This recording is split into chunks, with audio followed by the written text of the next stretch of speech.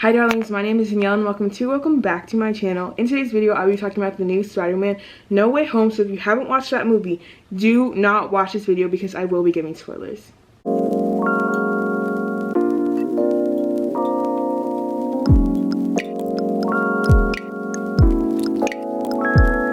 Hi guys, I'm gonna be doing my makeup while talking to y'all, but I have everything written down and we're just gonna get right into it. So there's gonna be like 5-ish parts to this video. It'll be my expectations for the movie itself, spoilers, like stuff that like are really spoilers, the ending, and then like final thoughts and everything. So I'm really excited. We're just gonna get right into it. I don't know, I didn't really have very high expectations. I didn't really considerably like the previous Spider-Man with Tom Holland. Like, Tom Holland's not my favorite Spider-Man, I'll tell you that for sure. It is definitely Andrew Garfield. You're not playing with him. You're not playing with him. He plays that role amazingly. So that is my Spider-Man. So I wasn't really like excited about it, but like the hype on Twitter made me like, okay, maybe this will be a really good movie because everyone was so excited about it. And then they got that 100% rating of Rotten Tomatoes and I was like, okay. But I was like, that's too good to be true. Like, there's literally no way, like, they're gagging us. Like, it's not true. And we'll see if I was right in a second. I didn't have high expectations, but I know a lot of people had really high expectations going into it. And like the trailer was like good, I guess. I don't think it really advertised the movie really well though, because I went in and like we started watching the movie and I was like, what the heck even like is going to happen in this movie? Like, I had no clue what was happening. The movie itself, honestly, the beginning of the movie was slow and boring. I'm not even gonna lie. Mind you, this was also my first movie back in theater since 2019. So I was like really hoping that it was worth the money that I paid, because I was sitting there thinking about my bank account and it was not looking cute. And I was like, I really hope that this was worth the stress, the time, the energy, like all of it. So was it worth the money that I paid? I don't know. It was fun. It was fun. The movie, the plot, at the beginning it was boring, but once it got picked up, I think it was fun. I really loved at the beginning the dynamic between Tom and Zendaya and Jacob. Like, I really liked that like friendship and that trio and how they were all trying to get into college together. Realistically, that doesn't make sense, because why would you want to go to college with your 3 best friends? Because normally like someone's just not going to get into the college, you know, but they all have their backups, and I didn't really like that. But I liked their dynamic. Like, I liked that they were really trying to make them all like work together, and I love that they like stuck together even through it all.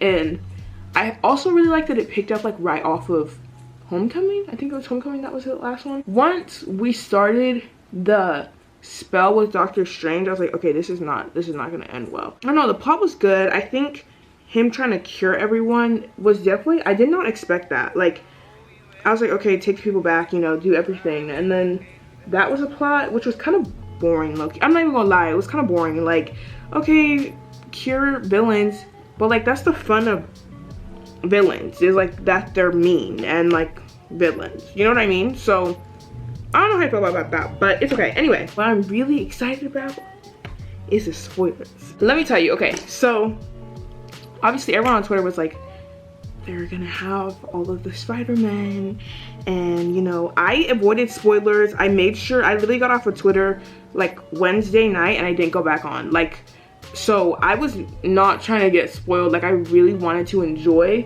the movie. When Ned started being like, oh, I miss Peter, and he opened up that portal and I saw that Spider-Man, I was like, that's not Tom Holland. Like, that's Andrew Garfield. Like, that is my Spider-Man, because I love Andrew Garfield. This Andrew Garfield, you know, love that is happening on Twitter, I love it, because that is my Spider-Man. Like, y'all gotta start treating him with some respect. I saw the way he was moving. I was like, that's Andrew Garfield. Like, that's not Tom Holland, because Tom Holland's a little shorter than Andrew, so you could tell. But I was like, oh my gosh. And then he took off his mask and I was like, ah!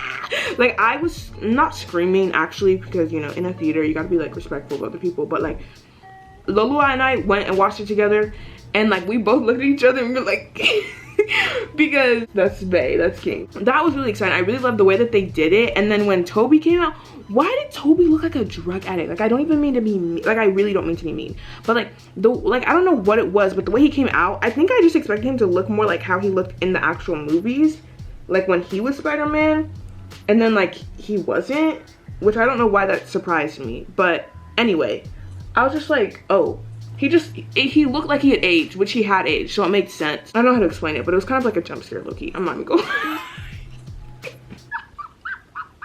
That's sick. I really, like, I love the dynamic between the three Spider-Men. Like, I loved that. That was so much fun to me. I think it was, like, the best thing that they did is, like, when they were like, okay, we can't do this by ourselves. Like, we all gotta work together.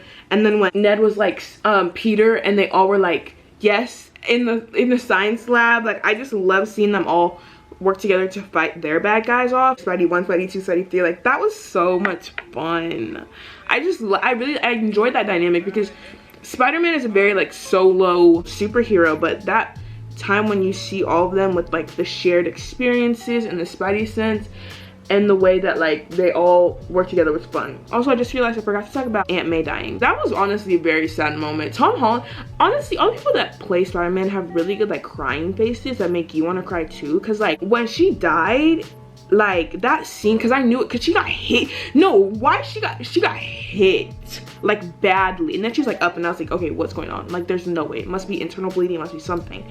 And then he saw it, and I was like, yeah, that makes more sense, because there's just no way that she would get hit that hard and nothing would happen. But when she started, like, actually, like, going, it was really, really sad. And Tom is really good at, like, those types of scenes where he's, like, crying and, like, I don't know how to explain it, but he's good at those scenes. So I started getting, like, emotional. But her death, and then the way that, like, Toby was like, I had my Uncle Ben, and then Andrew was like, I had Gwen.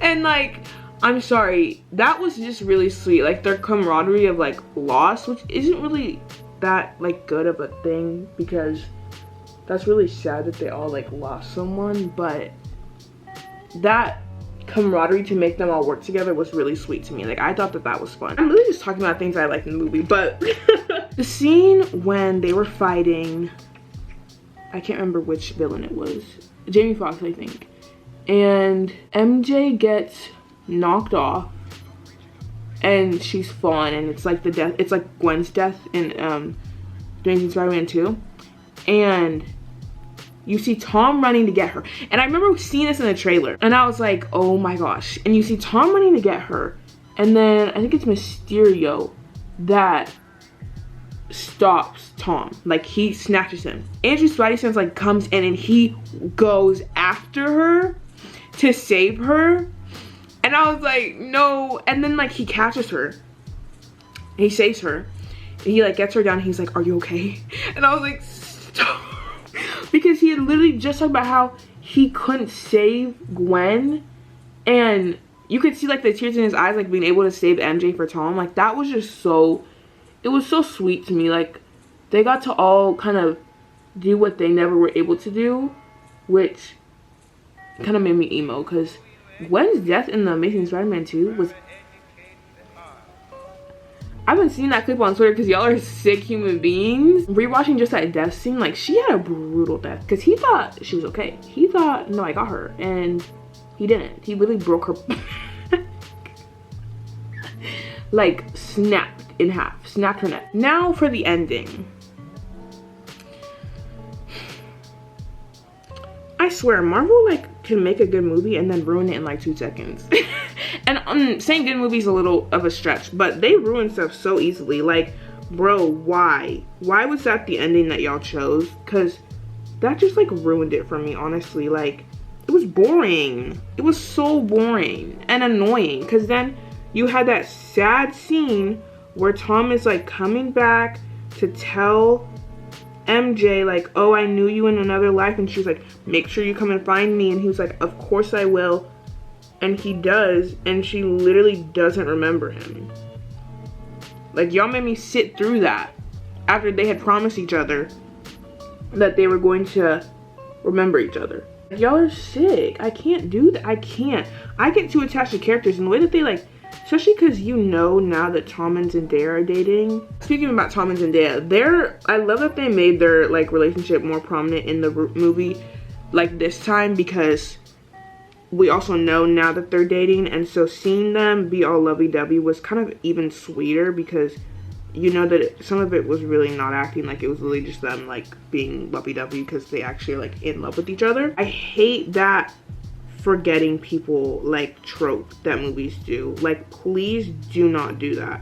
because it's sad because he's standing there like, hi, my name is Peter Parker, and she's like, hi, Peter Parker, and like Ned is over there talking about MIT, and he asks about MIT, and she says her line like, don't get excited because you'll get disappointed, and he's like finishing her sentence, and you are feeling all this sadness, and like she just has no clue. Where does that put like Peter? Like, where does that put Tom? Like, I just don't know where he fits in anymore, because he lost his sidekicks. No one remembers that he's Spider-Man. No one remembers him. So where does he go now? Where does he fit in to the multiverse? In conclusion, I thought this movie was fun. I thought it was exciting. I definitely not my favorite Spider-Man movie. Definitely not my favorite Tom Holland Spider-Man movie, but I had fun. I giggled. I laughed. The nostalgia aspect was fun. Like, I love seeing all three of the Spider-Man. That's like genuinely, I loved it. I loved it. Like, was it good? I gave it 3 stars. I feel like even that was giving. Like, that was generous. A generous 3 stars. So, I don't know. I don't know how I feel about this movie. I feel like I need to rewatch it, but I'm not going to the theater again. Like, I'm gonna have to wait until they put it on Disney Plus or streaming or something. But I thought the movie was fun. I thought it was kicks and giggles, and I love seeing Andrew Garfield in his Spidey suit again. Something about that just did something. They just did something to me. I didn't see any of the Amazing Spider-Mans like in theater, so it was really cool to see him like on the big screen as Spider-Man. Like, that, honestly, what made the movie for me was Andrew Garfield. Yeah. So watch Tick Tick Boom. Let's get him his Oscar, and thank you very much for watching.